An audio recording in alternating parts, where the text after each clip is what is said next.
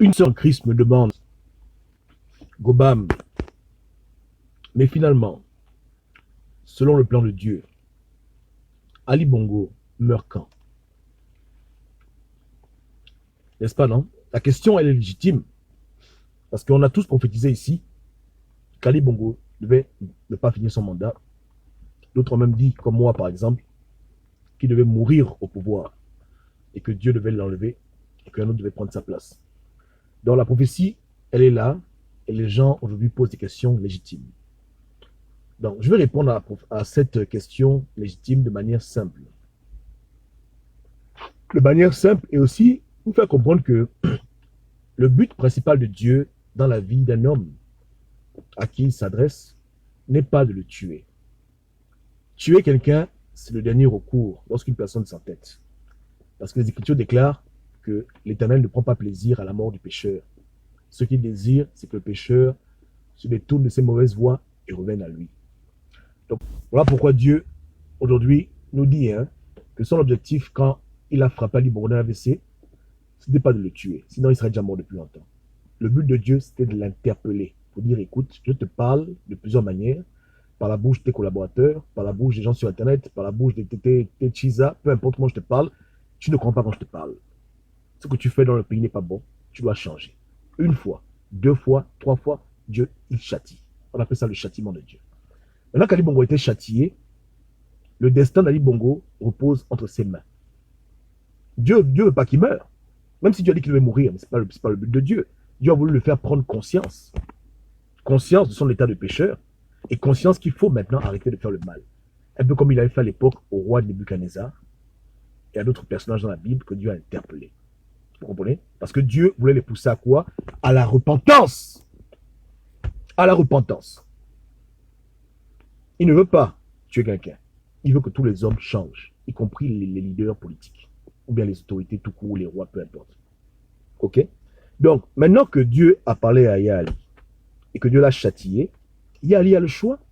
Soit tu continues dans le mauvais chemin, en désobéissant à Dieu, et tu sais que là maintenant, la prochaine fois que Dieu te visite, ce ne sera plus pour te châtier, ce sera non pour te tuer, parce que si tu t'entêtes dans le mauvais chemin, Dieu va t'abattre.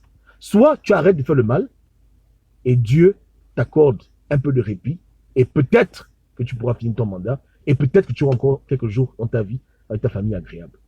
Donc, prenez vos Bibles, parce que, comme j'ai toujours dit aux gens, c'est pas ma logique. Là, on n'a pas inventé la prophétie, on n'a pas inventé la révélation, on tire tous les enseignements de Dieu. Parce que Dieu est grand, mais Dieu merci, on a un livre qui est écrit. Voilà. Donc, allez dans Ésaïe 38.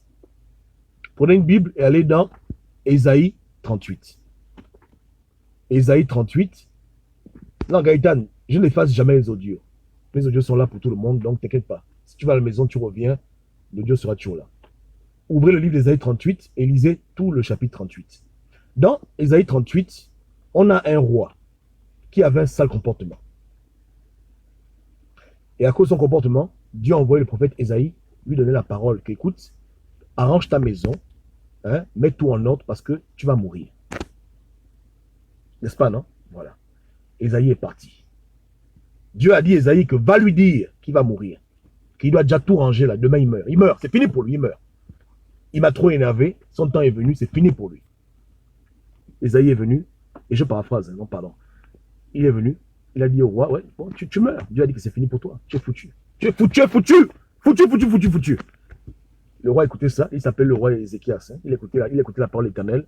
Quand Ésaïe est parti, le roi a eu mal au cœur. Il s'est mis à genoux, il a commencé à pleurer pour dire Seigneur, pardon. Pardon, pardon, pardon, pardon. Oh mon Dieu, aie pitié de moi. Oh Seigneur, pourquoi tu me tues? Pourquoi? Il a éprouvé de la repentance, du remords, il a imploré Dieu. Il s'est humilié devant l'Éternel.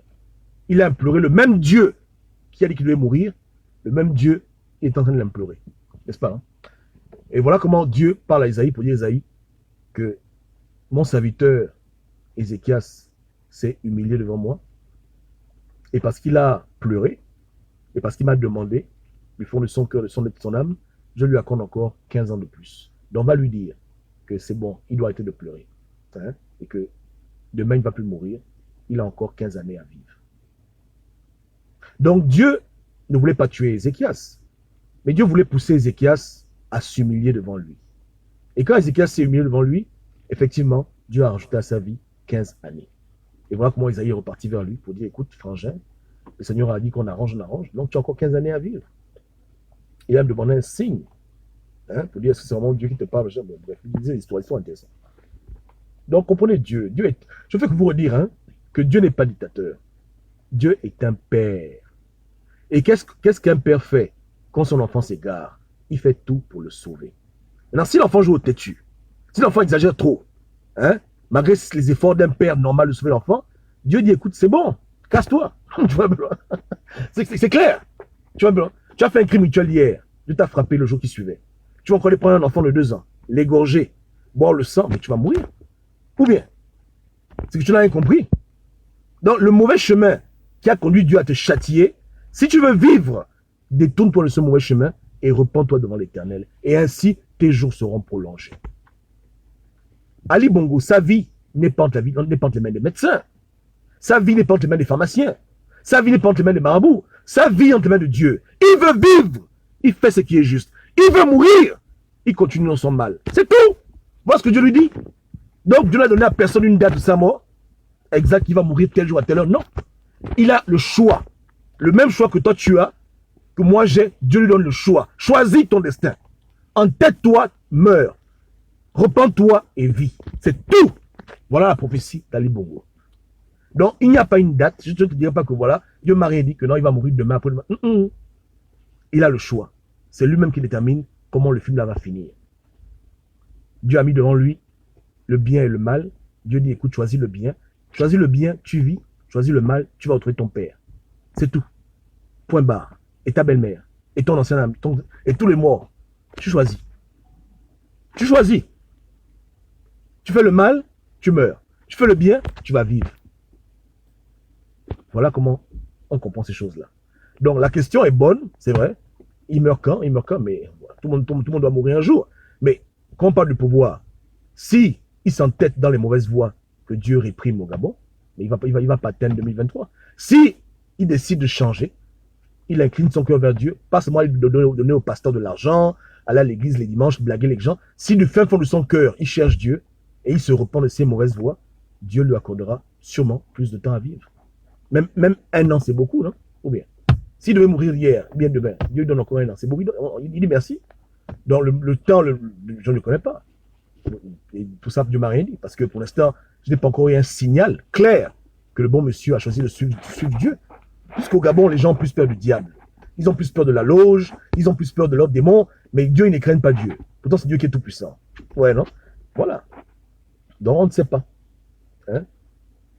La différence qu'il y a entre la prophétie et le maraboutage, c'est, on te dit des choses qui te plaisent. La prophétie, c'est une introspection et c'est aussi un choix. Dieu te met face à 2 destinées, choisis ce que tu veux. Et tu as vraiment le choix. Il n'y a pas de piège. Dieu t'a vraiment créé libre de choisir comment tu veux que ton film termine. À la fin, c'est toi qui as décidé. C'est pas Dieu n'y est pour rien. C'est pas Dieu qui envoie les gens faire les crimes mutuels. C'est pas Dieu qui envoie les gens se sodomiser ou bien faire du mal aux gens, franchement. Les gens, même, ils font ce qu'ils veulent. Mais ils ont un choix. Donc Dieu a donné à Ali Bongo le choix. Il aurait été mort, il serait mort dans son péché. Mais il est vivant parce que Dieu veut qu'il choisisse le bon côté. Dieu l'a châtié, hein, pour le bien, pas pour le mal. Donc il est libre maintenant de choisir. Il choisit le bien, il arrivera en 2023. Il choisit le mal, on va l'enterrer avant ça. C'est tout. Yeke. Ouais, non? Voilà. Donc, il y a beaucoup de misconceptions sur la prophétie qu'on assimile souvent trop au maraboutage ou bien à la voyance. C'est pas pareil. C'est 2 mondes différents. Oui, il y a des choses qui vont se passer dans le futur que peu importe ce qu'on puisse faire, elles vont arriver. Il y a aussi des événements qui dépendent également de notre participation active ou négative. En fonction de nos choix, Dieu laisse le futur ouvert pour les possibilités par rapport à nos actions. Il y a des choses qui sont claires et nettes qui vont arriver. Qu'on se lève ou qu'on ne se lève pas, ça arrivera. Il y a des choses également qui dépendent de nous-mêmes, notre réaction par rapport à son interpellation. Et dans le cas d'Ali Bongo, son destin, c'est par rapport à comment lui-même va se comporter. Donc, comme on est enfant de Dieu, on est des gens responsables, on prie pour lui qu'il fasse le bon choix. À la fin, c'est le choix qu'il fait là. La manière à laquelle il trace son destin, c'est dedans il va marcher lui-même. Vous comprenez le way, non? Et il doit s'estimer heureux. Beaucoup de gens n'ont pas eu cette chance. Il y a des gens qui ont fait le satanisme à haut niveau, qui ont fait beaucoup de mal, qui sont morts sans pouvoir avoir l'occasion de se repentir ou bien de se rectifier. Mais quand Dieu le voit, Dieu le voit depuis qu'il est petit. Vous voyez ce Ali Bongo quand il est vieux. Dieu le voit depuis qu'il est bébé.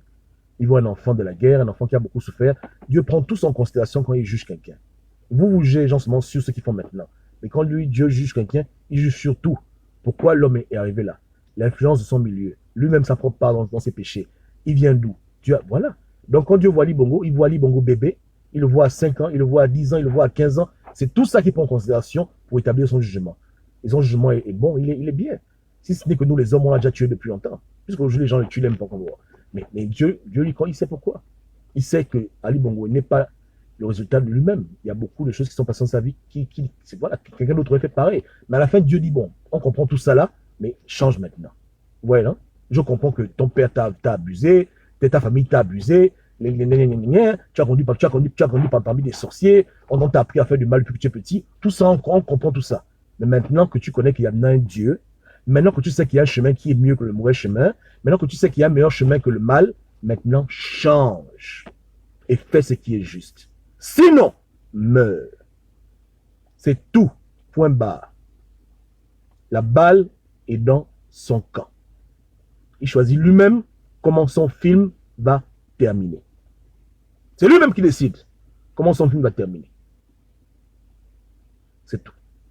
Voilà comment il faut comprendre ce qui se passe avec Yali, le camarade distingué, président du Gabon. C'est comme ça, non? Yeke. Voilà. Hein? Ne pensez pas que dans la vie, tout est fatidique. Il y a des choses qui dépendent vraiment de notre décision, de notre orientation. Souvent, Dieu donne le choix. Hein? Et même dans les Écritures, Dieu a dit à son peuple que je mets devant vous le bien et le mal. Vous prenez le bien, vous êtes béni. Vous prenez le mal, vous êtes maudit. Donc, c'est pas comme dans les voyants qui vous disent que le futur est comme ça, comme ça. Non. Le futur là, dépend aussi de tes décisions actuelles. Hein? Si tu continues dans le mal, tu vas récolter le mal. Tu vas avec le mal, tu vois. Donc, tu as une part dans ce qui t'arrive. C'est différent des professions. On dit, bon, tu seras président, tu seras roi. Ça, c'est différent. Ça, c'est dans la destinée. On a dit à Joseph que, bon, Dieu va t'établir, voilà. Ça, même si tu fuis, ça, tu vas te rattraper parce que c'est Dieu qui a établi ça pour un plan sur, à longue échelle, etc. Mais il y a des choses qui dépendent vraiment de toi. Dieu te donnera le choix de faire ce qui est bon ou de faire ce qui est mauvais. Et par rapport à comment tu réagis, tu récolteras ce que tu as semé. C'est tout. Tu es au carrefour de ta vie. N'est-ce pas, non? Et comme c'est un choix qui doit être équitable, Dieu ne donne à personne la solution. Personne ne peut prophétiser pour dire qu'Ali va mourir tel jour. Personne n'a la solution. La solution, c'est Dieu qui est là. C'est tout. Maintenant, si dans le monde spirituel, on voit qu'il s'entête et qu'il est résolu à faire le mal, là, automatiquement, maintenant, il dira que bon, ok, donc tu veux mourir. Tu vas mourir. C'est tout. Et là, peut-être que quelqu'un aura une prophétie qu'il va mourir tel jour. Mais tant qu'il est en train de réfléchir, de débattre en lui-même, se poser des questions, il évalue. Tant qu'il est dans cette zone où l'homme décide maintenant s'il faut continuer avec le compas et l'équerre, ou bien il faut peut-être prendre la croix ou autre chose. Dans cette zone-là, maintenant, c'est l'inconnu. On ne connaît pas ce qui en sortira de là. Mais nous, comme on est enfant de Dieu, on prie pour le bien. On veut qu'Ali Bongo change et qu'il soit un président responsable qui aime son peuple et qui fait ce qui est juste. Qui n'encourage pas les crimes rituels, qui n'encourage pas les abus maçonniques, les abus homosexuels et tout ce qui emmerde les Gabonais au quotidien. C'est ce qu'on veut. Hein? Et puis, il y a quoi? Voilà. Hein? Vous voyez le ouais, non? C'est mauvais ce qu'on demande à Ali Bongo. C'est mauvais. Hein? Un président qui comprend quand les Gabonais prennent les rues, on ne doit pas tirer sur eux. Un président qui se sacrifie pour son peuple, qui fait du bien à son peuple. Élu ou pas élu, s'il se repent, il change. Il travaille, où est le problème? Hein? Voilà. Mais si c'est pas ça là, bye bye. Bye bye. Au revoir. Ouais, un peu, non? Donc, dans ce cadre-là, donc les prophéties de Dieu ont pour but d'aider l'homme à changer. Hein? Dieu a dit qu'il devait détruire Ninive, mais après là, il a changé la vie parce que les gens se sont repentis. Dieu ne veut pas détruire le monde, mais le monde le poussera à bout et il fera ça finalement parce qu'il sait que les gens sont têtus, mais à la fin, il n'est pas venu pour nous tuer, il veut nous sauver. Dieu vient pour sauver, il ne vient pas pour tuer. Quand on invoque Dieu dans un pays, on dit Seigneur, viens nous sauver, mais il ne vient pas seulement vous sauver vous, il vient même aussi sauver vos bourreaux, si c'est possible. D'abord, il leur tend la main. Avant qu'il les châtie, il leur tend d'abord la main pour dire écoutez, je comprends votre problème, vous êtes dans l'ignorance, vous faites de mal parce que vous n'êtes pas enseigné, mon peuple périt faute de connaissance. Maintenant que je donne la connaissance, maintenant que vous savez que non, il y a deux chemins, le bon et le mauvais, vous n'avez plus d'excuses. Si vous continuez à faire le mal, si vous êtes des têtus, hein, et là maintenant vous n'avez plus d'excuses, là maintenant je vous frappe. Mais si vous vous repentez parce que vous dites que bon voilà, on n'avait pas la connaissance de Dieu, là maintenant c'est différent. Là maintenant on dit ok, je vous restaure, peu importe lequel vous votre mal. Dieu est amour, Dieu est bon. Il vient pour détruire. Il détruit quand il voit qu'il n'y a plus, on a atteint les limites de ce qui est normal, de ce qui est tolérable. On se comprend, non? Voilà. Donc, conclusion, personne n'a la réponse. La balle est dans le camp d'Ali Bongo lui-même et que Dieu l'aide à faire le bon choix. Pour lui-même, pour son âme. Hein? Ouais, non? Que Dieu l'aide. Ok, la famille. Merci à tout le monde qui était connecté là. Que Dieu vous bénisse. Donc, on veut le meilleur pour le Gabon et on veut que le président du Gabon tire les leçons de ce qui lui est arrivé. Qu'il n'est pas fortuit et qu'il fasse du bon. C'est tout. Hein? Et c'est entre lui et Dieu. Ouais, non? Entre lui et Dieu. Il fait ce qui est bon là, même 30 ans, il peut vivre 30 ans. Est-ce que ça vous dérange, ça dit bon, vit 30 ans et puis au Gabon, il y a la paix, il y a le calme et puis tout le monde est content? Ça vous dérange? Moi, ça me dérange pas. Hein? Au pouvoir ou pas au pouvoir, s'il vit 30 ans pour faire du bien, ça ne me dérange pas. Ça ne devrait déranger personne. Parce que c'est l'enfant de Dieu aussi. Dieu l'aime. Il fait du bien, Dieu est content. On fait la fête au Gabon. L'esprit est là, on est content, c'est compté. Dieu ne veut que personne ne périsse. Personne, aucun ne périsse. Il veut sauver tout le monde. Parce qu'il aime tout le monde. Il faut le comprendre. Donc, il n'y a pas une date de sa mort quelque part. C'est lui-même qui décide, avec son Dieu. Et on prie qu'il fasse le bon choix. Que Dieu vous garde. Ciao.